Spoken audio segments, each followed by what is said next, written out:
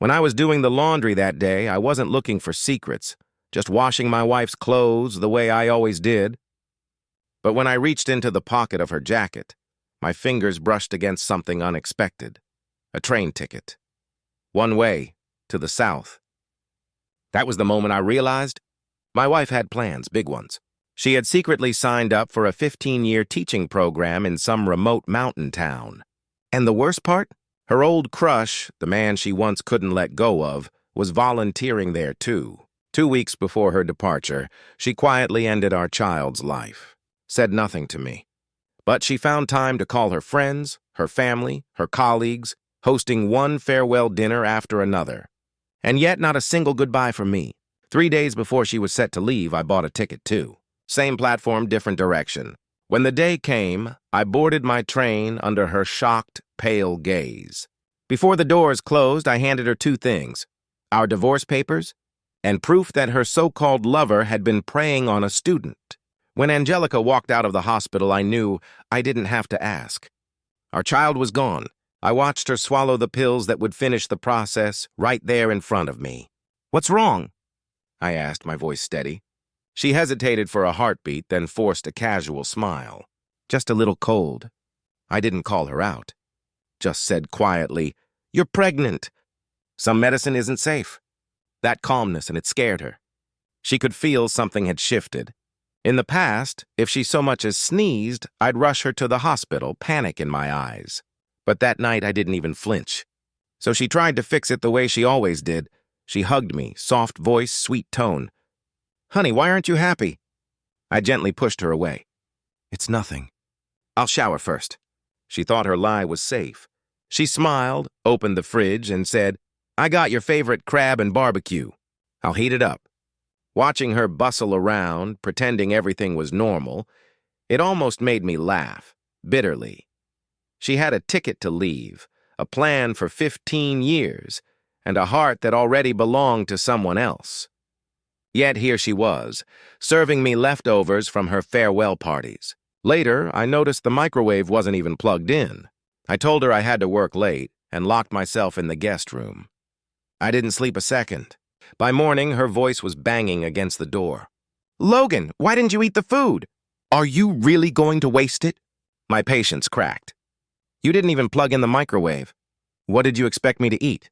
She froze, embarrassed, then changed her tone, as if nothing happened. "I made breakfast. Come eat." That's how it always was with Angelica. Every time she messed up, she'd turn gentle for a few days, as if kindness could erase everything.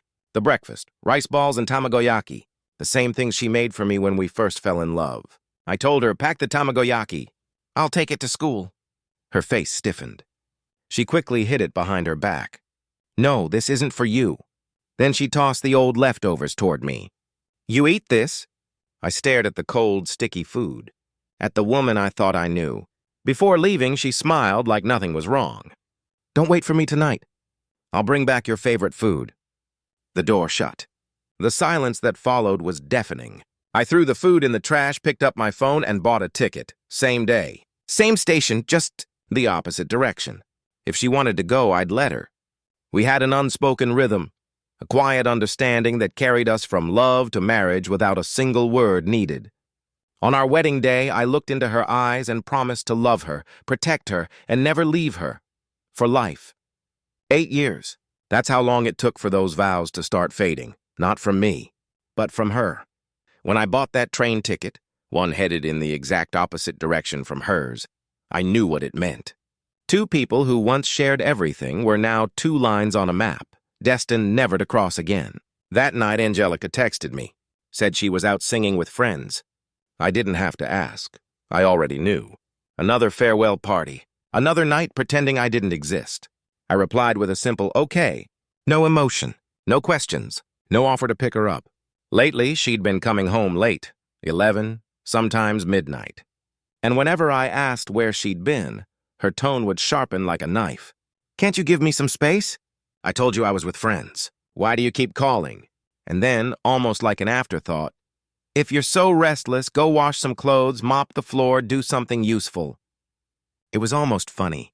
The same woman who once clung to me, laughing, saying, "I just love sticking to you," Being with friends will never make me as happy as being with you. Now treated my concern like a burden. When she was in love, I was her home. When she fell out of love, I became her cage. Still, when the clock hit 2:30 a.m., I couldn't help myself. I called. The music was loud on the other end, her voice barely audible. Then came a crash, followed by her friend's voice, teasing. Angelica, you really are the pure love champion.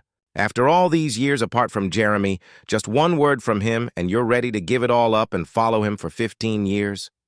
Another voice chimed in, laughing. But aren't you afraid your husband will divorce you? Angelica's answer was slow, slurred, but every word cut deep. Divorce? When I made this decision, I already planned to leave him.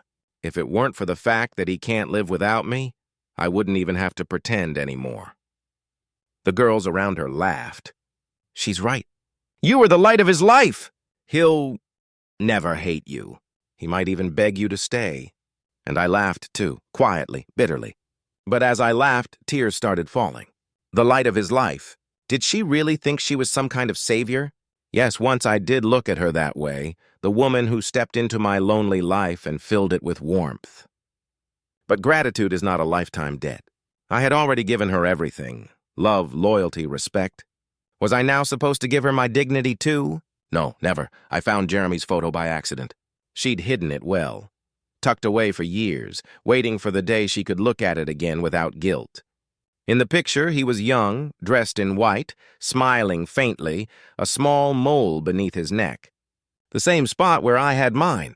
And suddenly, everything made sense. The way she'd stare at me in silence sometimes. The way she'd kiss the mole on my neck every time we made love. The reason she always asked me to wear white. She wasn't seeing me. She was chasing a shadow of the man she lost. So back then, when she turned her back on the world to be with me, was it really love? Or was I just the closest thing to the man she couldn't have? I guess I'll never know. But one thing I did know, for 8 years, I was there. I loved her. I carried my share of the vows. I had done my part. So I hung up the phone, and that night, I stopped waiting. Angelica never came home. The next morning, I woke to the sound of voices in the living room. Her parents, her younger sister. Angelica, we heard the conditions in the countryside are terrible. Take these with you. And call us if you need anything, her mother said, eyes red. Her sister tried to cheer her up. Come on, Mom. Sis is volunteering. It's a good thing. Then her father spoke, hesitant. Angelica, are you really not going to tell Logan? What if he disagrees? Silence. And then Angelica said softly, I'll leave without saying goodbye.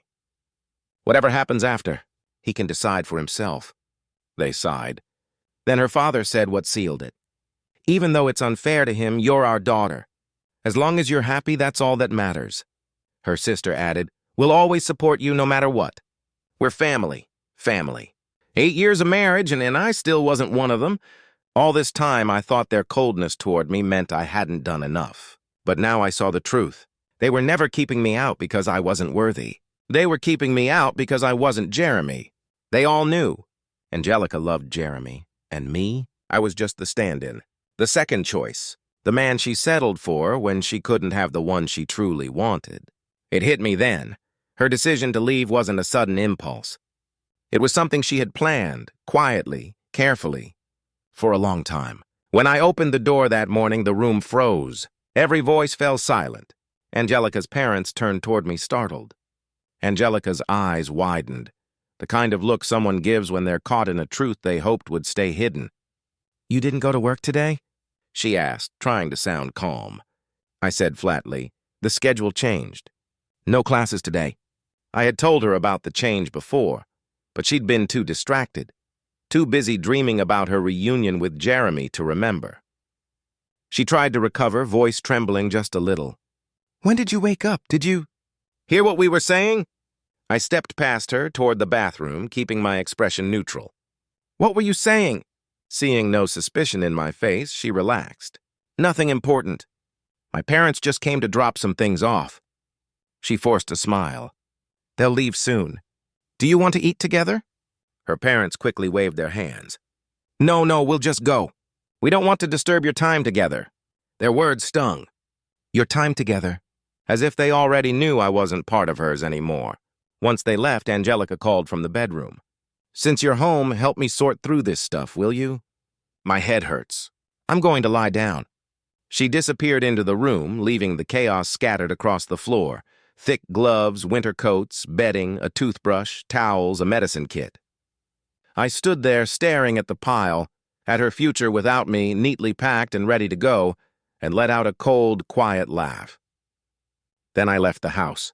There were still 3 days before she was supposed to leave. That same day, the school leadership approved my transfer request. It was official. I'd be leaving too. When I stopped by the office, a teacher I was close to looked surprised. "You're transferring so far away all of a sudden? Does Angelica know?" "She'll know," I said. "On the day I leave."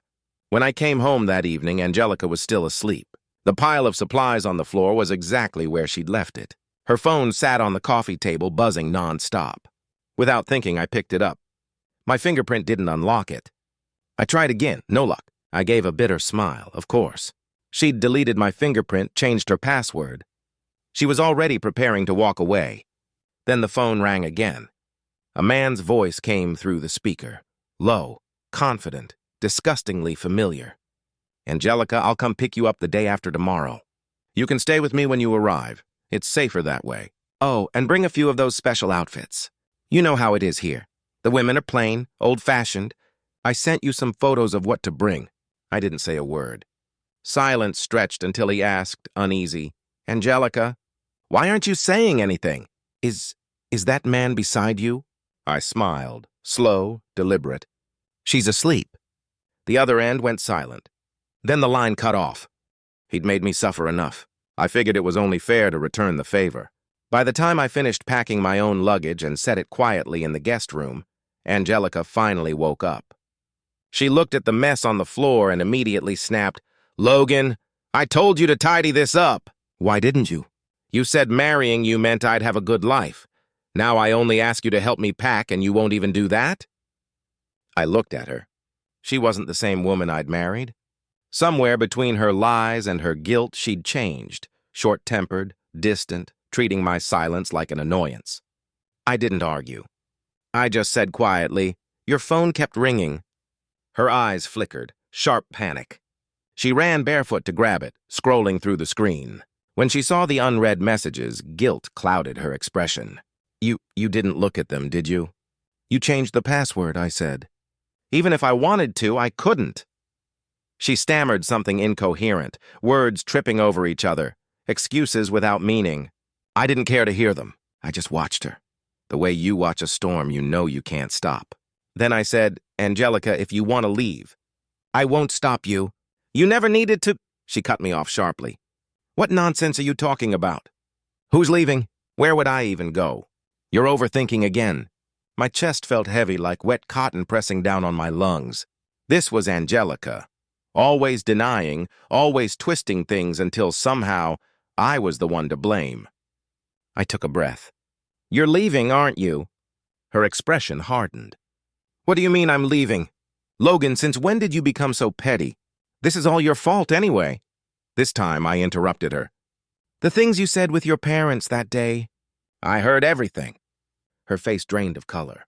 "Logan, what are you talking about?" "I heard it all," I said calmly. Every word. Angelica panicked. She grabbed my hand. "Logan, what I said that day was just talk." "Don't believe it. I won't leave you." I pulled my hand away. "You won't leave? Weren't you going to volunteer teach?" She froze, caught off guard, then stammered, It was the school's order. I didn't tell you because I didn't want you to worry. I'm only going for 10 days, maybe half a month." Her voice trembled as she spoke, and in that moment the last traces of trust between us finally crumbled. "She told me she'd be back soon." "Really?" she said, her voice trembling with that practiced softness. Inside, I laughed. Even now, she was lying straight to my face. "Logan," she said, "don't forget. You're the one who promised to love me for a lifetime. I'm only going to volunteer for a while, and you can't even wait for me? When everyone else turned their backs on you, I was the one who stayed." The same lines, the same emotional blackmail. She'd said them so many times before that even her voice sounded rehearsed. Once those words could have broken me, but now After 8 long years of marriage built on half-truths and emotional debts, I owed her nothing. I just nodded. I understand. Go ahead, I said quietly. I didn't want to fight anymore. She still thought she could fool me, that she could keep me tethered, her backup plan, her safety net. Maybe she believed I'd wait forever no matter how long she was gone. 15 years even. But this time she was wrong. The night before she left, I checked into a hotel. No goodbyes, no explanations. Just silence. I even had the mole on my neck removed. A small thing, but it felt like shedding a mark of the past. That night, a message from her flashed on my screen. Logan, I'm only going for a while. Wait for me. I didn't reply right away. Instead, I made a call. Is it true, I asked, that Jeremy was transferred because he harassed a student? The voice on the other end hesitated, then said, Yes. It's been covered up for years. Someone's been protecting him. Got it, thanks, I said and hung up. Then I opened her message again. I looked at it for a long moment, long enough to feel the weight of everything we'd lost. And then I replied, I hope you won't regret it. The next morning, the station was crowded. She was on the phone laughing softly until she turned and saw me.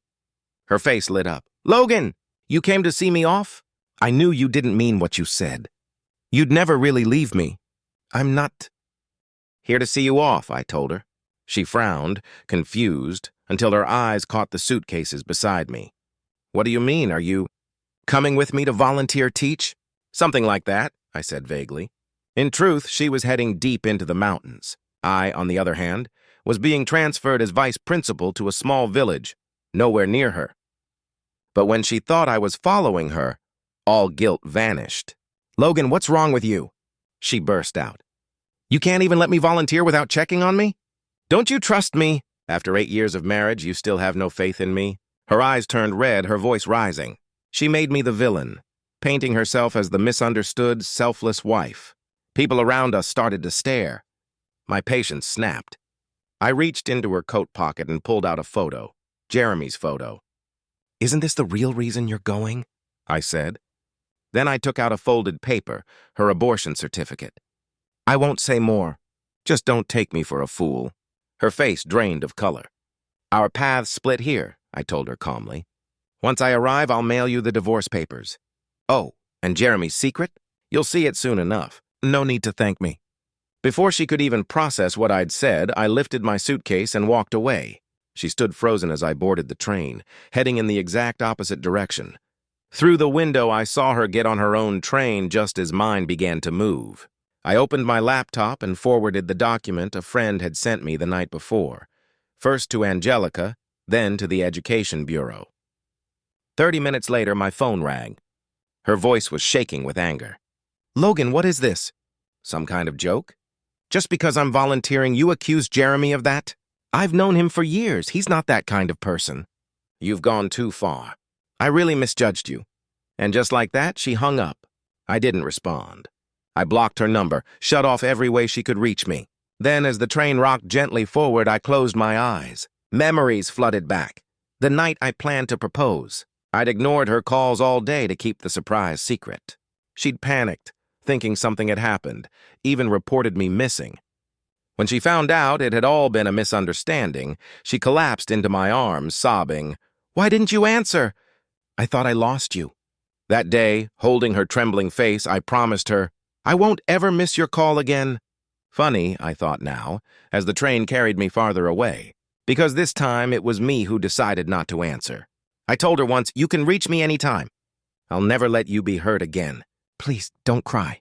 But 8 years passed, and that promise, though never broken, became something different. Time reshaped love into something quieter, colder. Her messages came less and less, her replies shorter each time. She could always reach me, but I could no longer reach the woman she used to be. After I got off the train, the local officials greeted me with a kind of warmth that only small towns still have. They took me to my lodging, simple but welcoming. The countryside had changed since I'd last seen it. Cement roads now connected the villages, and the homes no longer spoke of struggle. Yet one problem lingered: teachers. Most of them preferred the city life. The few who came here rarely stayed beyond their term, leaving the small school constantly short on help. That's where I met Jenny, young, fresh out of university. I asked her why she chose to teach here, and she smiled. This is my hometown, she said. They sent me out once. It's only right I come back to help send others out, too. Then she asked me why I came and when I planned to leave. For a second, I didn't have an answer. She noticed, but didn't press. The days that followed softened something in me. The children's laughter, the neighbors' kindness, their simple hearts made me want to stay. They treated me like one of their own, bringing me small gifts, inviting me to dinner, sharing stories by candlelight. It felt peaceful. For the first time in a long while, I wasn't haunted by memories. But then Angelica reached out. She must have heard the rumors about Jeremy, about what really happened. She sent me a long message from an unknown number. She apologized, said she'd misunderstood me, that she'd been deceived. She confessed that when Jeremy was sent away, she thought he was being punished unfairly, isolated like me. Maybe that's why she pitied me back then, saw something of him in me. But now she knew the truth. Jeremy wasn't a victim. He'd been transferred because he harassed female teachers, spared only because of his connections. And he hadn't changed. Out there, he'd become a small-town tyrant, married and already with a child. None of this surprised me. I'd known for a while, ever since I found her train ticket. I'd asked my old college roommate, a local, to look into Jeremy. His words still echoed. You don't need to investigate. Everyone here already knows. He harasses the female teachers and students. Got one of them pregnant years ago. The kid's 10 now. So I thought to myself, what even is love? Angelica and I spent 8 years together. One rumor, one lie from her first love, and she left me without looking back. And Jeremy, her great love, ended up with another woman's child. Maybe that's what love is. Something people say but never mean to keep with just one person. I turned off my phone. Just then, Jenny appeared at the door, smiling, holding a basket. Her pomelos were ripe. She wanted me to take some. On the way back, fate decided to test me again. Angelica stood there, waiting. It didn't surprise me that she found me. After so many years together, shared accounts, mutual friends, it wouldn't have been hard. But what did surprise me was how she looked. Only a week apart, and yet she seemed broken. Her eyes were red, her face drawn. When she saw me, tears filled her eyes instantly. She reached out, then froze when she saw how cold I'd become. Logan, she whispered. I was wrong. Please forgive me. I can explain. Even now she clung to that old excuse. I was deceived. But I'd stopped believing her long ago. If Jeremy hadn't been married, if she hadn't discovered his lies, would she have come back? I asked her that. She looked away. The silence was answer enough. Logan, I really do love you, she said finally. I almost laughed. Love? Angelica, the moment you ended our child's life, you stopped loving me. You and Jeremy, you're the same. You can't let go of each other. But you can't let go of your pride either. She panicked, grabbing my arm. No, that's not true. I never wanted to divorce you. No, I told her quietly. You just never believed I'd actually agree to it. She froze. I stepped back. It's over, Angelica. If you didn't come here to talk about divorce, then please leave. We'll live apart for 2 years, and after that, I'll make it official. Jenny had been standing nearby the whole time, watching the scene unfold. Her voice cut through the heavy air, sharp, unfiltered. Looking at the pot while eating from the bowl, that's exactly what kind of woman you are, she said. In the old days, women like you got thrown into a pig cage. Harsh words, but she wasn't wrong. I couldn't help but let out a quiet laugh. Angelica turned, startled, and her eyes landed on the young woman standing behind me, Jenny, barely in her 20s, calm and steady despite the tension in the air. Angelica's expression hardened. She rushed up to Jenny, voice trembling with accusation. Who are you? Why are you with my husband? Jenny didn't flinch. I'm Logan's colleague, she said simply. A colleague? Angelica repeated, her tone sharp, suspicious eyes darting between us, and finally settling on the pomelos in my hands. Her voice cracked. Ah, I see now. So that's why you ran away to this place. It's for her, isn't it? You want a divorce because of her. The accusation stung, not because it was true, but because it was so false. Around us, villagers were starting to glance over, curious, whispering. I could already hear the rumors forming like smoke in the air. I stepped between them. My patience was gone. "Do you think everyone is like you?" I said, my voice cold. "I came here because I don't want to see you anymore. It has nothing to do with anyone else." For a moment, Angelica just stood there, frozen. I'd never raised my voice at her before. Then slowly her eyes filled with tears. "Logan, this is my fault," she whispered. "However many years you stay here, I'll wait. We won't divorce. No matter how long it takes, I'll wait for you." She stepped forward, reaching out to hug me, but before she could, a voice tore through the air. "Angelica!" Jeremy stormed toward us, face twisted, rage spilling out of every step.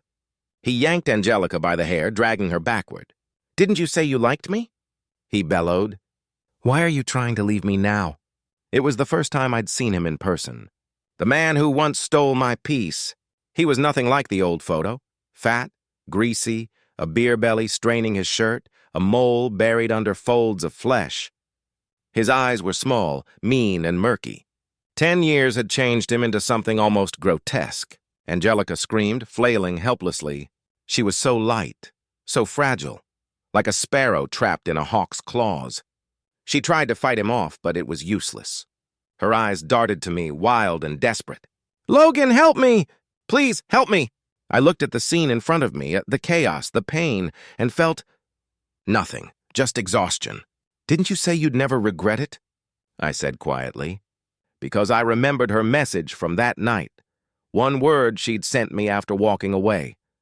Never. That night, Jeremy came to find me.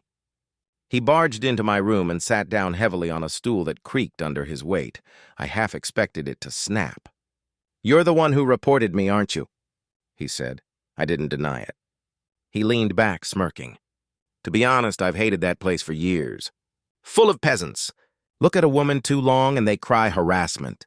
They've never seen real women, not like the ones in the city. Pale legs, slim waists, soft voices." He laughed, rubbing his stomach, proud of the filth spilling from his mouth. I felt disgust twist inside me. Did he really think this was a game? That a report meant he'd just get transferred back to the city, as if nothing had happened. He'd spent so long rotting in that small town that even the idea of right and wrong had decayed inside him. When I didn't answer, his smirk hardened. He leaned forward, eyes dark. "Since you cost me my job," he said, "I'll get back at you somehow. Tonight, your wife will be mine." And then he left. That night, I heard Angelica's cries, raw, broken, echoing through the thin walls. And I heard his laughter, heavy and cruel. I put in my earplugs, closed my eyes, and for once, I slept without dreaming. The next morning, Jeremy walked past my door whistling. On the bed inside, Angelica lay still, her eyes empty, her voice barely a whisper as tears slipped down her cheeks. "I'm sorry," she said. Later, she sent a video, evidence of everything Jeremy had done that night. The Education Bureau had already received complaints about him harassing students and teachers, but nothing had ever been proven, until now. This time, the truth couldn't be buried. The Bureau dug deeper and discovered the corruption, Jeremy's uncle shielding him all these years. Both were dismissed. Jeremy was arrested. At his trial, his wife appeared with their child. She testified that Jeremy had forced her into marriage after assaulting her, and that he'd continued to beat her and their child ever since. Medical records confirmed it all. There would be no escape for him this time. 3 to 5 years in prison at least. As for Angelica, she sent me a letter along with the divorce agreement. Her handwriting trembled, her words soft. "I'm going back to the volunteer school. I've already made one wrong choice. This time I won't make another. Logan, I'll change. Wait for me." I sighed as I signed my name. Then I mailed it back to her. Whether I'd wait, that was something the future would decide. 2 years passed. One afternoon, the phone rang. I knew that voice instantly. "Logan, have you been doing well?" she asked, her tone careful, like she feared I might hang up at any moment. "I'm fine," I said. "I'm planning to stay here for good." There was a long pause on the line. Then softly "Is it because of her? That girl?" I smiled faintly. The past didn't sting anymore. "No," I said. "It's because I love it here. The children need me. On the other end, her voice cracked. Logan, I know. You still haven't forgiven me. Her voice trembled on the phone, every word cracking like glass. I shouldn't have left you for a man like that back then, Logan. I regret it. I regret everything. Let's remarry. These 2 years, I haven't been happy at all. Every night I wanted to call you to tell you everything, but I was afraid. Afraid you'd tell me you don't love me anymore. Afraid you wouldn't even want to see me. She stopped, inhaled shakily, then tried again. It's already been 2 years. Can we start over? I closed my eyes. For a moment, all those memories, the train station, the messages, the betrayal, the silence, came rushing back like a storm. But the pain wasn't sharp anymore. It had dulled into something distant, almost weightless. Angelica, I said softly, I don't love you anymore. That's the truth. Silence. But I continued, I don't resent you either. Time can't erase everything, but it can soften it. It can help people forget. It can help them accept. And it can help them find peace. On the other end, I heard a sound like a small animal breaking. Angelica's sobs, raw and helpless. Logan. It turns out the one who can't live without you is me, she whispered, her voice collapsing under the weight of her own words. Just then, the classroom door creaked open. Jenny stepped in, holding a worn book to her chest. Mr. Logan, she said, a little breathless. Your class is next. The children are waiting for you. I nodded, glancing at the phone one last time. Angelica, I said quietly, if there's nothing else, I'll hang up. I need to teach. There was only silence on the other end. No goodbye, just silence. I pressed the button, ending the call. Jenny held out a small plastic bag, the corners rustling softly. Don't forget the candy you promised them last class, she said with a smile. Inside were Alpenliebe lollipops, shiny, bright, a simple kind of joy. Thank you, I murmured. With my books in one arm and the bag of candy in the other, I stepped into the classroom. The moment the children saw me, their faces lit up. They spotted the candy and their voices rose like a wave. Mr. Logan, we love you so much. They shouted one after another, their tiny hands shooting into the air. I couldn't help but smile. All right, I said, class monitor, help me distribute the candy. The children lined up neatly, their small fingers reaching for the sweets, their eyes shining. They understood gratitude. They understood kindness. And in their simple, pure joy, I felt something stir inside me, something warmer than nostalgia, deeper than pain. I had realized my value. Yes, there are things in this world far more worthy than love. I remembered the question Jenny had asked me once back when I first arrived. Why did you come here? When will you leave? Now, at last, I had my answer. With my modest strength, I would help send these children out of the mountains. I would help them see a world bigger and brighter than this one. And in doing so, I had found my own peace.